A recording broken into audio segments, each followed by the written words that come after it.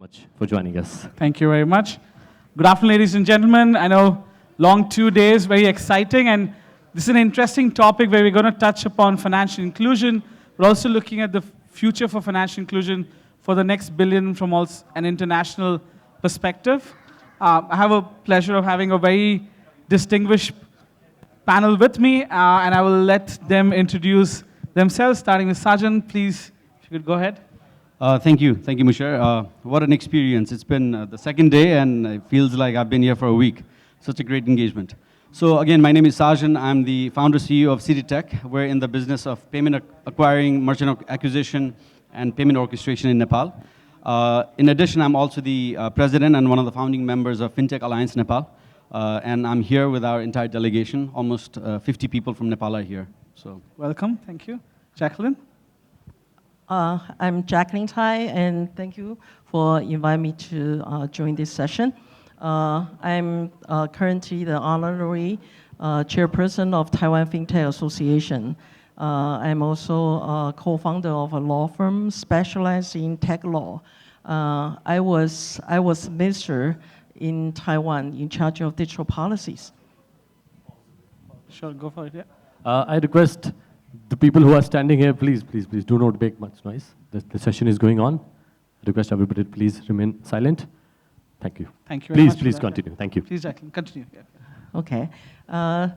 Because I had ever worked in the public sector, so for those issues, most of the fintech companies facing challenges from policies and regulations. So that's my current missions to assist fintech industries in Taiwan to deal with policies and regulations. Thank you. Thank you very much. Manoj? Yeah, I am Manoj Varma from Lyra Network. Lyra is a payment solutions company. We create solutions for merchants, banks, and fintechs.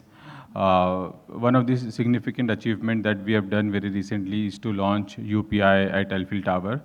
We have done a very big government-to-government engagement between India and France, and successfully we have implemented UPI in France, and also at Galeries Lafayette very recently.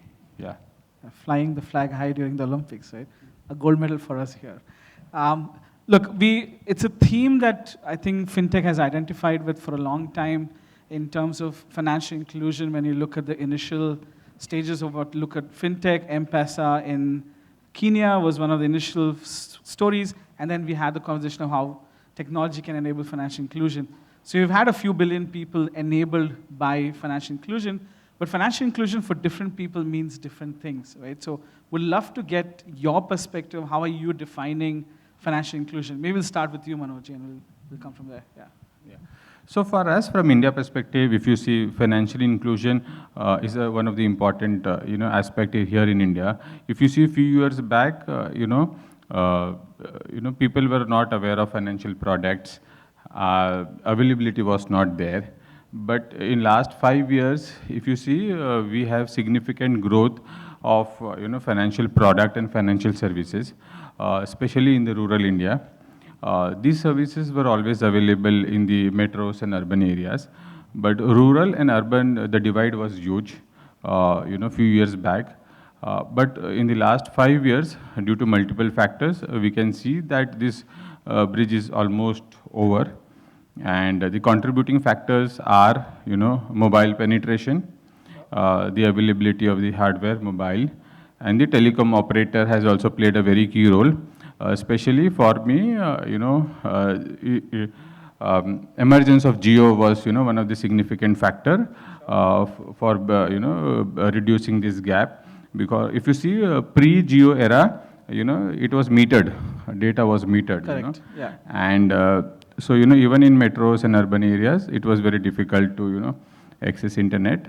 So there was cost to internet. Now, there is no cost almost. We have one of the lowest tariff rates for availability of, calls and data. So because of this, the availability is there and affordability is also there. Because of this now, it is available, internet is available almost with everybody in the country. And many companies, fintechs, non-fintechs, have emerged and have created solutions on this internet rail. Yeah. The financial products are getting delivered. You can also see the content. Content industry has actually, 1000x, now. This is only because of, the emergence and, the railway, the track that has got created because of the internet. If you see the growth of YouTube, growth of, ad industry, digital ad industry is also because of this factor. Yeah, data has been a key player for that. Yeah. So it has been the key player. And India, in the rural India especially, there are two kind of people, attended service delivery and unattended service delivery. Okay. So in India, we have a lot of youth also and a lot of people who are in the later age group. So for later age group, they like more of an attended kind of services, and many companies have started doing that. In fact, Lyra has worked on one project with Postal Department of India, and in that project, 1,30,000 POS machines was deployed with attended, branch officers, and they delivered the services, digital services, including the postal service plus the financial services to the rural India, doorstep delivery. This has helped, give a lot of penetration there. In fact, one interesting factor that we saw during this entire thing, they were also able to sell a lot of postal life insurance through this segment, which was one of the, big factor and the new thing, the insurance thing. And using this doorstep and the technology, they were able to also sell the postal life insurance. Okay. And yes, of course, the young guys are more, independent. They want to do it-yourself kind of stuff, which is always available. And every company is now, have given both the features. You visit the branch and you can take the service, or without the branch also you can take the service. So these are the factors I would say have contributed financial inclusion both in urban and rural area in India. Yeah, it's a mix of two different ways of approaching it. Jaclyn, how are you defining financial inclusion, and how have you seen that develop in Taiwan and East Asia broadly, if you want to cover that? Yeah. Situation in Taiwan, because most of you may be aware that Taiwan is quite specialized in tech. Yeah. So there are many technology companies in Taiwan. So I would say people in Taiwan, they get used to use so-called tech devices and tech tools to support themselves or to do business. So my observation of so-called the financial inclusion in Taiwan, I would say because most of the financial system is more support business, because we are highly depending on export, and manufacturing is our core industries. So most of the companies, they need more so-called financial funding from the current financial systems. So most of the FI, traditional FI, I would say supporting manufacturing industries is more profit. So industry customer is, more profitable than so-called the consumer business. Sure. So relatively, the financial institution in Taiwan is relatively more conservative to some extent, because they need to provide stable financial services to support our core industries. And therefore, when they comes up so-called the digital payment, they comes up P2P, they comes up blockchain, crypto, these individual, they're willing to use those kind of new financial services.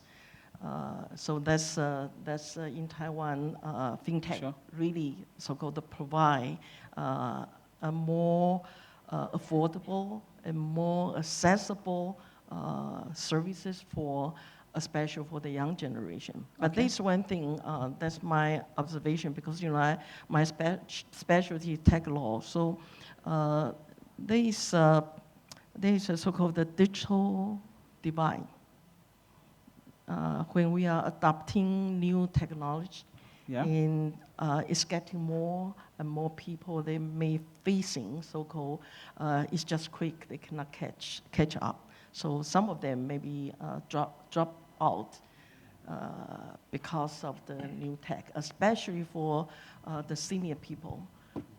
They are worried about maybe the scam, the fraud, so they are not willing to use, or they are lack of knowledges. So, well, that's my observation. I think in Taiwan, digital divide is one of the serious issues our government should deal with.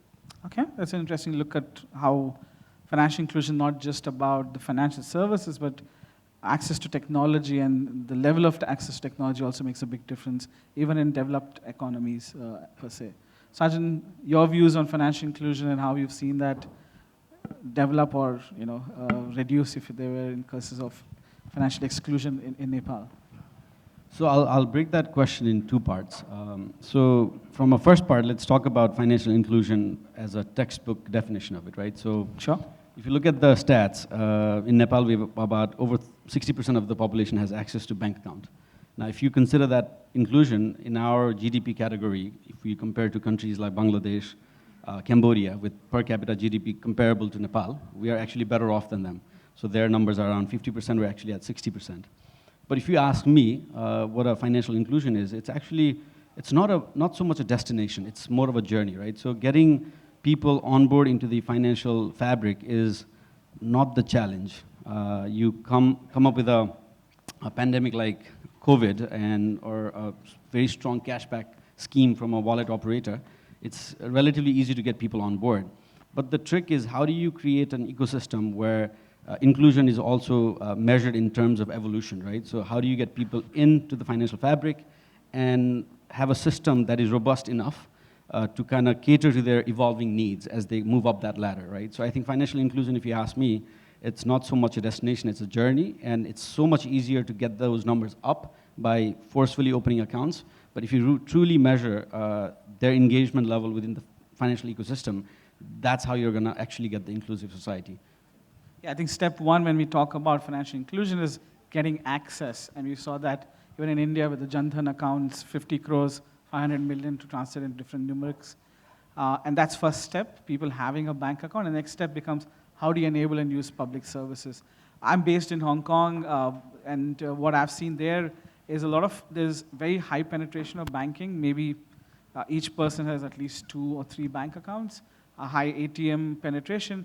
But when it comes to SMEs, there are always a lot of challenges for access to credit. Access to even basic bank accounts is a challenge, especially if you're fintechs dealing with any major financial services. That becomes a problem, as is credit, right? So some of the challenges were seen by the government and regulators, and they dealt with it, as we've seen here. I want to get your perspectives on what were, in your views, in the last, say, 5 years, the key challenges to taking financial inclusion from, lack of a better terminology, phase 1.0 to 2.0, right? Like next step from access, but next is utility of those services. In your regions, what have you seen? Manoj, maybe if you want to talk about, I know you spoke about what Lyra have done with the POS machines. It's part of that 1 to 2, but what else are you seeing from a country perspective broadly for us to go from 1 to 2 for all financial services? Yeah. So my perspective on this is, on the individual level, we can see a lot of penetration and financial inclusion that has happened. But at the SME level, we are still a lot of work needs to happen. In fact, significant work needs to happen. The seamless flow of money, be it between small businesses to another small business, or the credit side of it, especially on the SME side, we need more, work on that side today. So that is one of the, that can actually take this entire financial inclusion to the next level. This is what we can say. And on the individual side, we see looks okay. Also, I want to just touch upon, about the capital market also. So in India, after the COVID era, and this was never seen, this is again a kind of inclusion, So, most of the people now in India are also doing, capital market, investing in capital market. And that is one of the main reasons that we see a lot of stability in the markets here in India. And largely in earlier days, whenever there is an impact in international market, we have a similar impact here in Indian market. But this we are not seeing now. We see the Indian capital market is mostly stable all the time, and there is no huge fluctuation. This is only because the participants here in India, the retail participants have increased significantly. And I call this as one of the inclusion, financial inclusion. Also, this is kind of self-entrepreneurship. So now mostly everybody see capital market as their second business. And people who are at home, individuals also, this is a work from home for them. Actually, investing money, trading, day trading, and a lot of other stuff, And especially we can see a lot of participation from women also. Females at home have also, trained themselves to do, trading. So this is, I can tell, one of the significant financial inclusion that has happened here in India. I think you can tie it up with two things. One being the Har Ghar Lakpati Didi, right? Which essentially with digital services, you now have access. This was also seen in places like in Egypt, etc., where a lot of women were housewives, were not necessarily employed. Once they started getting access, and Southeast Asia as well, to mobile services, they could then do small businesses and be able to access a market without necessarily needing to be physically outside, right? So that had a big influence in financial inclusion there. And also from an India perspective, I think I was attending a session with ONDC earlier, the conversation from credit being your, first is banking, basic banking access. Step 2 is credit access in terms of inclusion. Third becomes insurance in parallel potentially, but that's your next need. And last is wealth, which also is an important element for financial inclusion, because the biggest problem globally, if you can think about, one of the biggest problems, let's put it that way, socially, is the increasing wealth gap, right? And the reason is not too many people at, say, the lower end of the economy or with lesser means are being given the opportunities to grow their wealth. So having systems of product built for wealth development, I think is also going to be very important in this space. Jaclyn, how are you seeing that step up? And you mentioned about SMEs who outside of the core manufacturing, especially on the chip side of things, electronic side of things, who were kind of struggling to access certain financial services. How are you seeing that evolve in Taiwan? And in particular, you've done a lot of work as a policymaker, tremendous work there. How have you made those changes in policy to enable this as such? Actually, in Taiwan, industries like semiconductor and ICT, people maybe view Taiwan as most of the companies that huge and big, but actually in Taiwan, 98% are SME. 98% are SME, and we have very so-called great support from government to support SME. So we have specific so-called bank called Taiwan Business Bank, which is support. The main so-called mission of the Taiwan Business Bank is support SME. And government also have a lot of policies to so-called provide subsidy and provide financial support to so-called the micro business in Taiwan. That because 98% are SME, so that means those big companies are coming from SME. So that's we truly believe in Taiwan. Our government have quite a few policies to support SME. But regarding so-called the fintech, I think fintech really solve the problems about the credit, and especially for when there's open banking, so people can share, among the banks, they can share some information that would help a lot because, for SME, they don't need to do the KYC in different bank. Yeah. So as long as you have good credit, and then maybe that would be easier for them to get sort of the financial support, financial service from the bank in addition to Taiwan Business Bank. So for those sort of the more commercial FI, they can, based on the so-called the open data to provide more concrete credit to support SME. Yeah, thanks.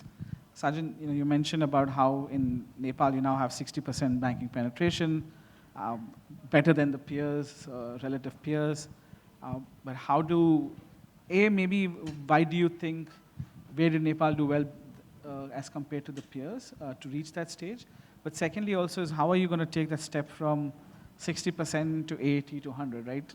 I'll say 2.0 maybe is 80 and then 3.0 is 100%, but what would be the pathway to that? So I think the way Nepal achieved that, this is my guess, I would say.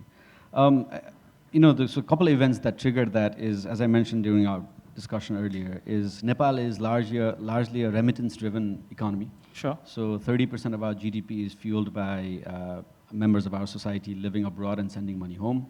So oftentimes when that first paycheck comes in Saudi Arabia and that gets transferred to Nepal, the wife, the kids, they don't go and buy a rice cooker, they actually go buy a smartphone. So what that does is that really escalates and fast tracks the technology adoption in the country, right? So if you look at the last 3 years' data, we've had almost tenfold growth in terms of QR code penetration in the country, and mobile phone was in the last similar period grew by almost double. So all of those were triggered by those subtle socio-economic factors that are taking place in the country.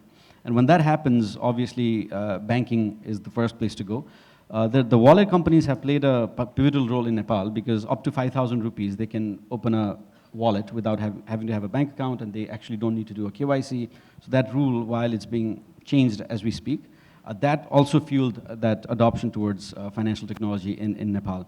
Now, where we see going forward from this step is, like I said, it needs to come to a level where it's beyond just owning that bank account, right? So how can you solve the personalized issues that people may have? So a banking requirement, a financial requirement for a beneficiary of somebody who works in Saudi or Qatar, the requirement for that person might be very different than a middle-aged man getting a stable salary at a company in Nepal, right? So that is where I think the fintechs play a pivotal role in identifying those gaps and catering value-added services in the form of different products and services that our wallets and different PSPs and PSOs are doing. So I think if they are able to touch on the day-to-day lives of people, I think that's going to grow that number further up. Yeah, I think that's one of the key elements is about how much the tiered approach for regulation. So in quite a few cases, when you look at wallets, KYC is very important, but in certain instances, regulators have said, okay, up to a certain amount, say 5,000 rupees or 10,000 rupees, depending on the local currency, you don't need KYC because that's not too much of a pain from an AML perspective. But if you're going to have a greater number than that on a monthly basis, a cumulative basis, then you need to do KYC, right? What we saw in Hong Kong was, as I mentioned, retail was fairly well penetrated, but from a B2B perspective, HKMA launched one of the first regimes for virtual banks, which were full licensed banks, but only digital. But the key element for that was to ensure you have better financial services for SMEs and for small businesses. And it brought down a lot of charges that, I'm going to call them physical banks, but your high street banks were charging from zero balance fees to a bunch of other things and access. And it became competitive for even the retail market because of this change that a regulator brought in. So I think that's a key element. And I want to build from there in terms of we've had this. Manoj, you touched upon what you've done in Paris with the UPI connectivity. And I think cross-border is going to be a very important element, and everybody now is talking about it, especially in countries where, I'm going to talk about India, Taiwan, and looking at Nepal as well, where there's a significant remittance or an export focus, right, in the region. There's quite a bit of element of cross-border for financial inclusion. Besides what you've done in France, what else do you think is feasible, or what could be built by yourselves as Lyra, or if you're building something, and otherwise for financial inclusion, both for SMEs and individuals in the coming years, from a cross-border perspective? Yeah. So I will give you some example of the implementation that we have done in France. So the key difference of UPI acceptance here in India, in France is different. In India, you see static QR code all over at the retail places, but that is not the same scenario in France. The market is very different. All the retail outlets are digitally enabled, and all of them have the billing system integrated with them. So they do not enter the amount, so it is already, the amount is already there with the billing system. So this is the key difference in the market there. So when we were trying to implement UPI there, so static was not the solution, so we implemented a dynamic QR solution there, starting with that. But when in India, when the QR was done, since there was no billing system with the retail outlets, with the SMEs, it was static, low cost, a sticker was there, and you can start doing the transaction. So this is the key difference. So from this perspective, if you see, so if we enable our retailers with digital tools, digital billing system, then this can enable more financial inclusion, more discipline, more availability of data. This will then help the next level of financial inclusion, especially in the retail segment, the smaller merchant segment. This is key to the next level of financial inclusion. So whenever there is, so India is a different market, France is a different market, and every market has their own, challenges. So mostly on the remittance side, what we see, in India, the fund movement is easy, but only the fund movement from India to outside is very difficult. In is very easy. So this is straightforward. But outside, there are a lot of compliance challenges. So unless we solve that, we cannot do much. This is what I would say. Thank you. Jaclyn, how are you seeing the use of technology for cross-border financial inclusion, especially for the exporters or importers in Taiwan? Right? There's one example. Maybe I can starting with this Sure, subject. In Taiwan, young generation, they are not use the security house, local security house. They will use so-called like a first trade, like eToro, which are Sure. Online security house. Yeah, so here we have Zerodha as an example of Grow and others. They are not registered in Taiwan. They are not lending in Taiwan. They don't have any operation in Taiwan, but the users in Taiwan. So our government facing, how to stop them. It just can't unless you so-called have a site blocking or IP blocking. Otherwise, you can't. But countries like Taiwan, our people, we don't like someone restrict on our using of internet. So that's the cases happening. So I would say in the future for financial services, the borderline will disappear. So how to define so-called the financial inclusion? Maybe not just in one country. So maybe in the future, for example, like people in this room, we are use Apple, Google, Facebook, all kinds of social media, right? So I have Line Pay, Apple Pay, all kinds of pays, right? So whether they have to so-called lending or register in different countries, I think it's a challenge to the regulators, but also challenges to industry players. because you are no more, in the previous time, financial industries is highly regulated. So to some extent, you are protected by the local law. Yeah. But in the future, I think that kind of protection will be, challenging. So, Sajan and we are forming Asia Fintech Alliance. So currently we have 14 member shareholders. So one of the mission of us is, we are trying to link up, that so-called the practice in this region. So we have, now we have Korea, Japan, Taiwan, Hong Kong, Singapore, Philippines, in Vietnam, in Nepal, and India, and total currently 14 member association. So we wish we can so-called coordinate and cooperate among the member association to come out the best practice, and not just for industries, but also for government regulators. Yeah.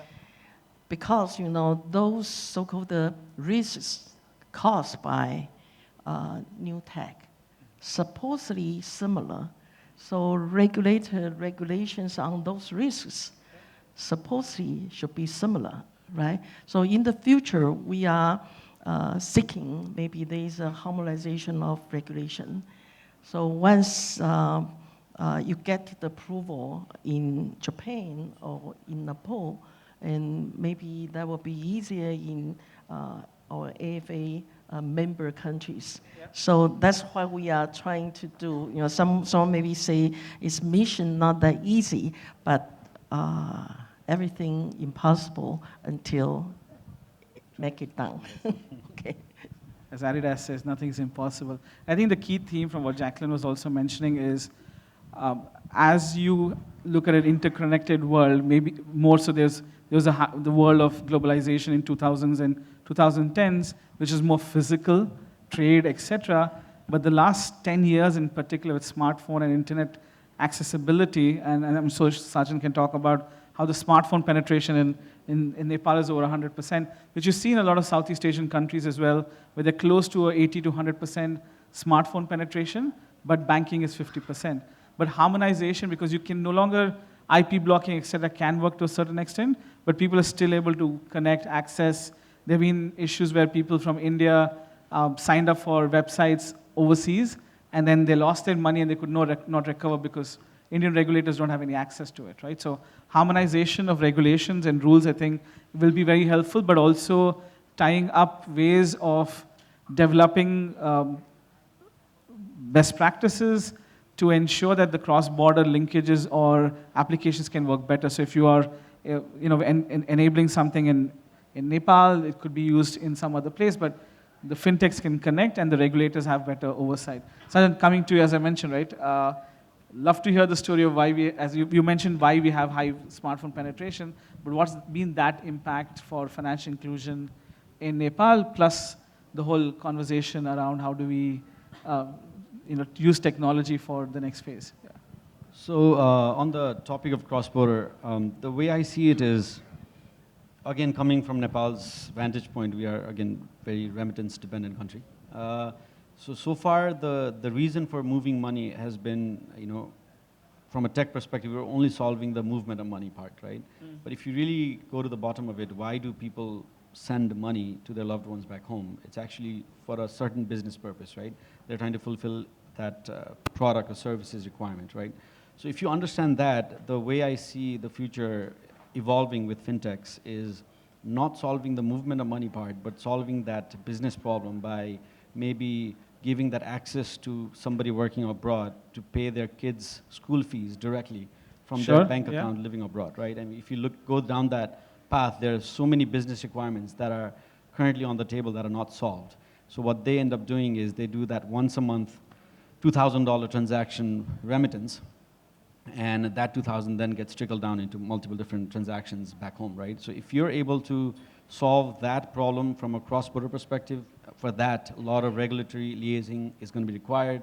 The forms of, for example, doing KYC formalities of Nepal versus that third country needs to be on the same page. There needs to be a tight relationship between the regulators to prevent fraudulent transactions and whatnot. So, Correct. but that is where I think the next round of investments is required, is establishing that infrastructure.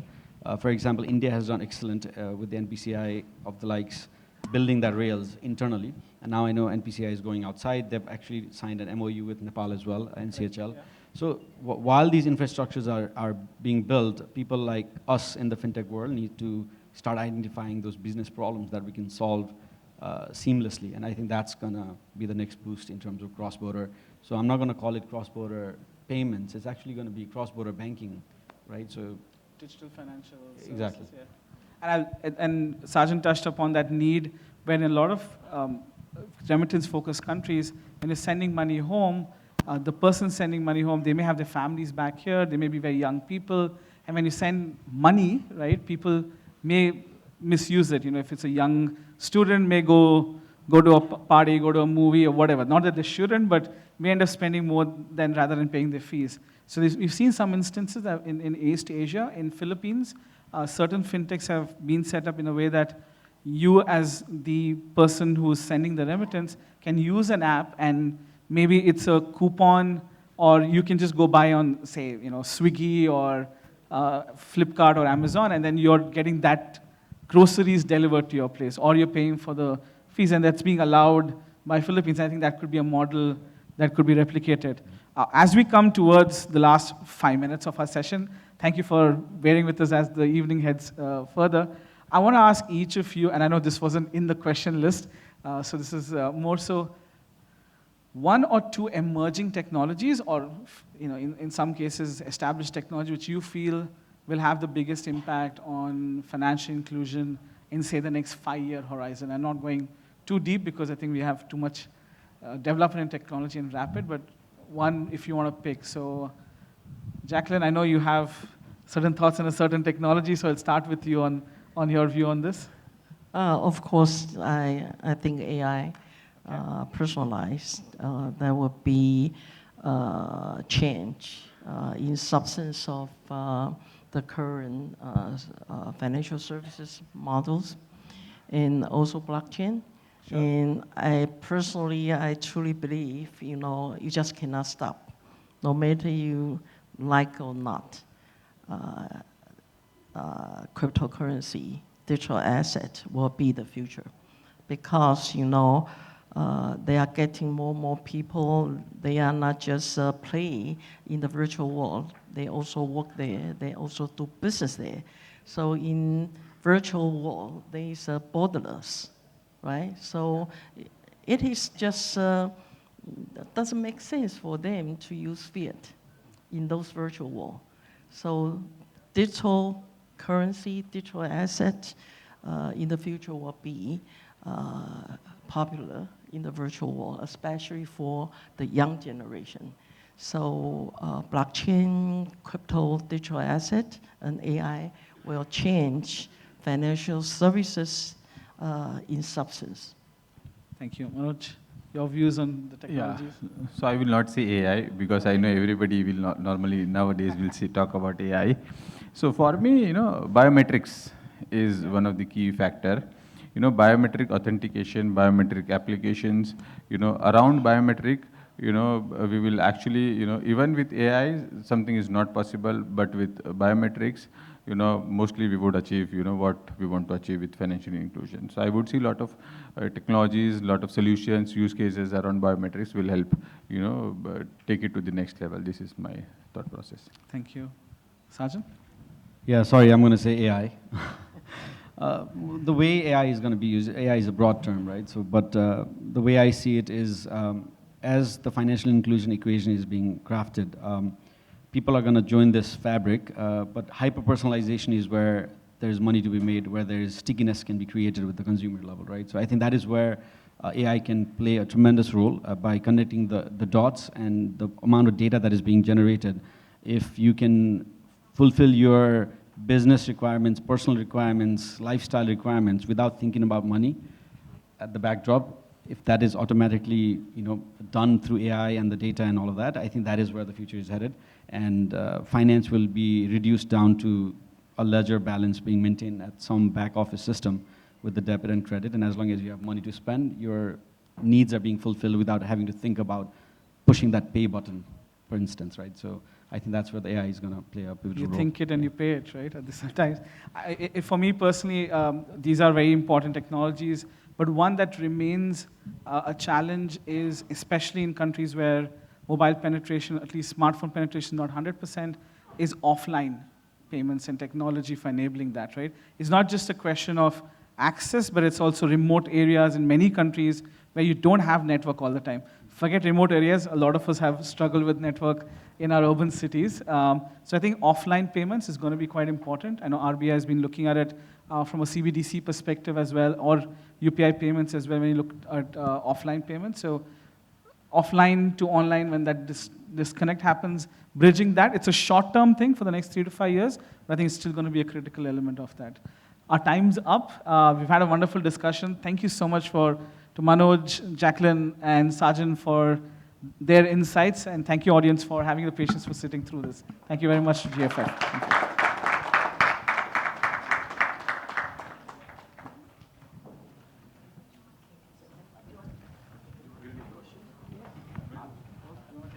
Do you want to take any questions? Anybody? Do you have any question for our panel? All right. Let's picture time. It is group photo time.